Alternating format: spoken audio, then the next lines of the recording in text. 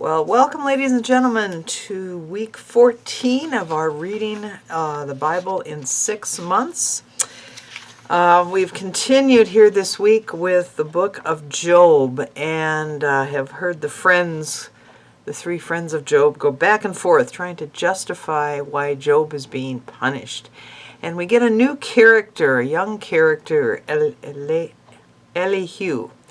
The idea that he is a young man talking to his elders, as he says, I kept silent until the point where you people just became intolerable and your justification. And he goes into a monologue of why God is wonderful and why God, why challenge God. And even though Job tries to again assert his innocence, Elihu says, gives him some things to think about.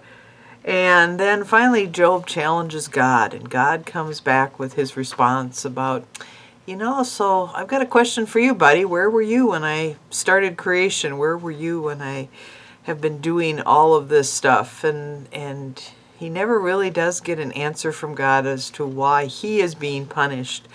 But in the end, he realizes that he needs to pray for his friends. And we see that Job prays and sacrifices to redeem his friends. So an example of an innocent one who suffers unjustly, redeeming those who were in the wrong relationship. So perhaps that's why Job's in the Bible, and another example of a Christ-like action. Also, we have in the book of Acts, we're into that part where we start to see, as the church grows, that there's controversy about who is to be accepted into the church. And we get examples again. We had Stephen in his example of sharing the story of Israel and how God, through the people of Israel, is redeeming the entire world. And that comes up again, helping to create that connection between Israel and the Gentiles, between what it is that Jesus did.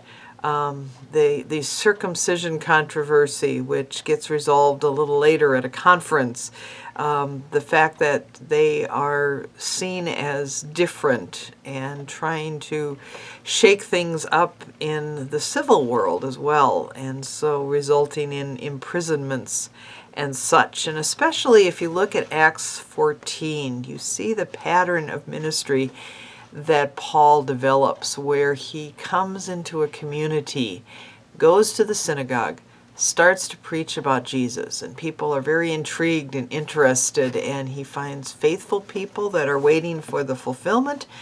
He finds also Gentiles and Greeks that are waiting for, that hear the message.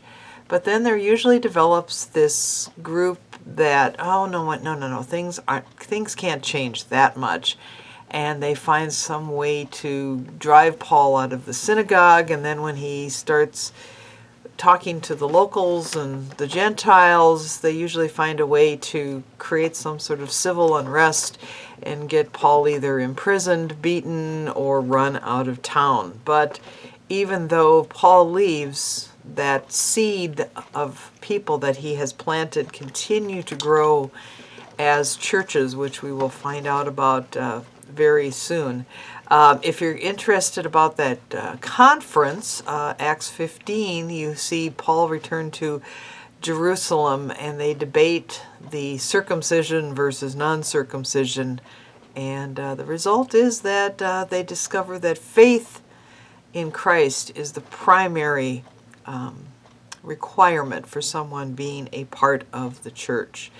So continue to listen to those stories of how the church grows, where it goes, how the church adapts as it enters different cultures, as it addresses different questions. And also as we jump into the Psalms, look for those songs and poems of praise and thanksgiving. Have a good time, and we'll talk to you next week. Bye.